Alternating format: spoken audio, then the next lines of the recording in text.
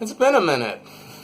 14 years, in fact. 14 whole years since the first Incredibles dropped, which went on to be one of the most successful animations and superhero movies of its time, and of all time, in fact.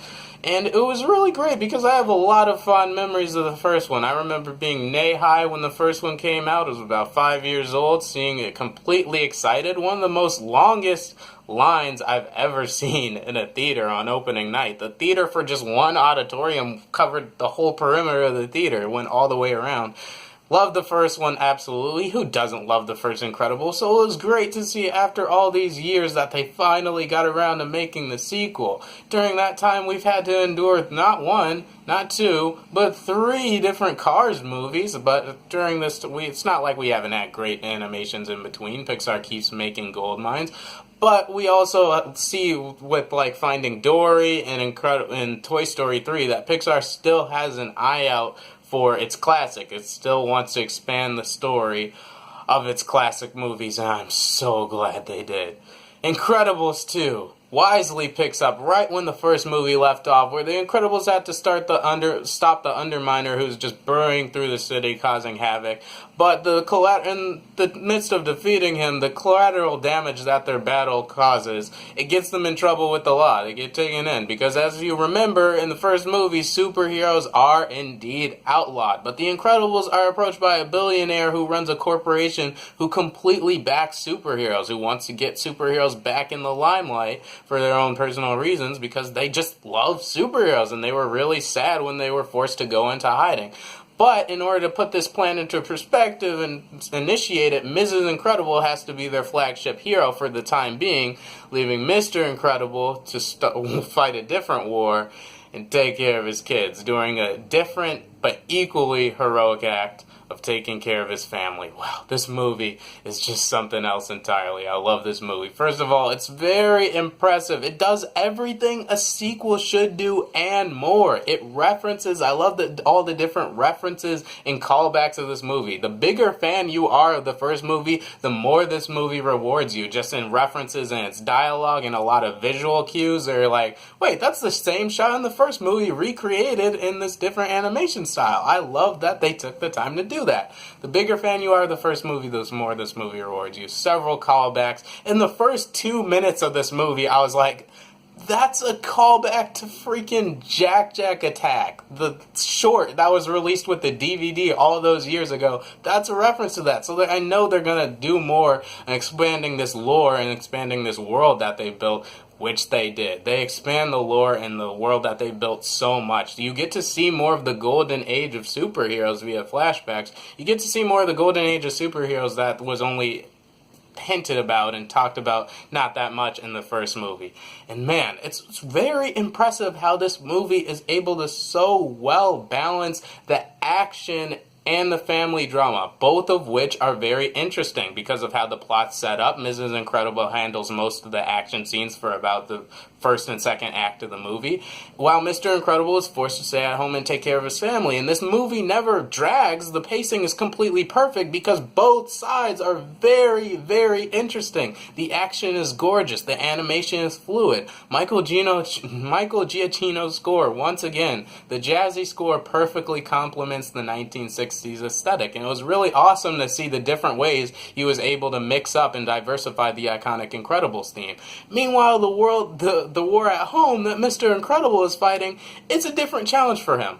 Let's talk about the characters. First of all, Mr. Incredible is once again forced to take on a different challenge because he is a thrill seeker. I love how these movies go to define him as someone who loves his family. He's not negligent as a father, but he loves his powers. He loves being a superhero so much, and seeing his wife go on to do all the things that he would usually do in his heyday while he stays home to take care of the kids. It's so interesting how he processes that because he realizes it's for the good of his family, but it's a new challenge for him. Elastigirl, Mrs. Incredible, is the same way. She is used to being the stay-at-home mom while her husband goes out and does the hero stuff. So it's interesting how she had to process, wait, maybe it's better for me to take over this time and leave Bob at home with the kids. Elastigirl is really great in the sense that she gets a lot of the focus. Her stretchy abilities make some of the action sequences in this movie just phenomenal because she goes on solo for a considerable portion of this movie. As far as the kids go, I love how much more attention Violet got this time around. Her plot revolves around her high school crushes, so it was interesting seeing how just she is important as the teenager, and Mr. Incredible understands what she's going through, but it's new for him as a parent. He doesn't know how to always handle it. Dash is back. Dash is great. Dash is actually the only member of the cast that had to be recast. This movie promptly brought back the entire original cast. It brings back the same charm because it has the same voices, and none of the voice actors skip a beat, including the replacement they brought back as Dash. Dash has some really great funny moments in this movie. And speaking of funny moments, Samuel L. Jackson, of course, comes back to reprise his role as Lucius Best, aka Frozone. He is in this movie about as much as he is in the first one. It's not like they forgot Frozone. Sam Jackson just makes every movie he's in better, let's be real. As far as the other characters, I feel like they brought out a lot of new superheroes that made the action very new, and it was really interesting. It's so cool to seeing the way these superpowers clash in battle and the different creative ways they can use it. So it was really cool seeing the new heroes just get a little time in the spotlight. It doesn't matter who your favorite member of the family is. What I love so much about the action sequences in this movie is that both of them, the action sequences is set up that every member of the family gets their piece of the pie. Everyone, it doesn't matter who's your favorite because they all get their time in the spotlight. In the first movie, Dash was definitely the scene stealer with the run-on water scene. In this movie, Jack. Oh my goodness, Jack in this movie is phenomenal. Jack has this, no spoilers of course, but Jack has this very, very funny sequence where it's just 5 minutes of Jack. No spoilers, but 5 minutes of Jack.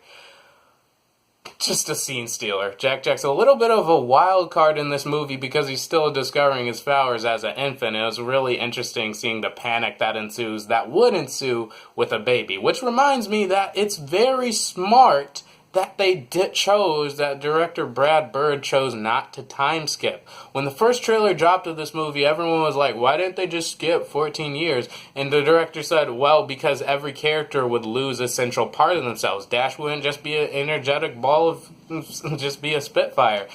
Violet would be an adult. Jack wouldn't be a baby, he'd be a teenager. So everyone would lose a core aspect of their character. Really glad that they chose not to time skip. What makes the writing of these characters so compelling, what makes these characters so well realized, is how well Pixar understands humans. With Coco, they showed how well they understand Mexican culture. With Inside Out, they showed how much they understand emotional complexity and psychology. With Finding Nemo, for crying out loud, they showed how much they understand marine biology and what scuba divers have to do. So it was really interesting having this movie revolve around the core dynamic. The conversations that they have are so interesting. It's why this movie doesn't drag. It's so impressive how these movies are able to carry themselves with a mature tone when they need to, as they have a lot of intense adult conversations that I was very much able to enjoy now that I'm older. I just kind of glossed over them when I was a little kid, but now that I'm older now, the conversations that Mrs. and Mr. Incredible have, sometimes in front of their kids, sometimes not, are very interesting in the different directions they feel like the family has to go to. What's the best way to take care of their family? It was really cool seeing the family dynamic and seeing families bicker how they would bicker in real life. I love how well these characters are written. Let's talk about the villain for a second. The villain is not as good. The villain is the one thing in this movie, everything that the first movie does, the sequel does it as well, if not better. Except the one thing being the villain. The villain in this movie is very complex, is very interesting. Everything you could name about a good villain, the villain shows in this movie. It makes sense. Their motivations make sense. They are an imminent threat. Oh man, they are a threat in this movie. And the villain is just not as memorable, I feel, as Syndrome was. Although when the villain first started talking, the first villain monologue spiel they go on, I was like, I want to listen to everything this person has to say. Because it carried a very relevant social message. So not the best fan. I'm not the biggest fan of the villain. I really like the villain. They were a great threat. They were a great challenge. But I feel like Syndrome at the end of the day will come off as being a little bit more memorable. As far as other things in this movie, I can't really name because they all do everything you can name about the first movie that you liked is brought back and it's cranked up. That's what a sequel should be. It should be bigger and better than the first one. And I can gladly say that The Incredibles joins the ranks of The Dark Knight, of Spider-Man 2, of The Winter Soldier in the pantheon of superhero sequels that surpass the original. I just can't name everything that this movie does so well because you could just go back to the first movie and say, oh, I like that about this one. 10 out of 10 guarantee that is going to be in the sequel. I'm going to give Incredibles 2 a 5 out of 5 stars. I immensely enjoyed this movie. It does everything a sequel should be. It challenges the characters, it expands on the lore, great presentation, great soundtrack.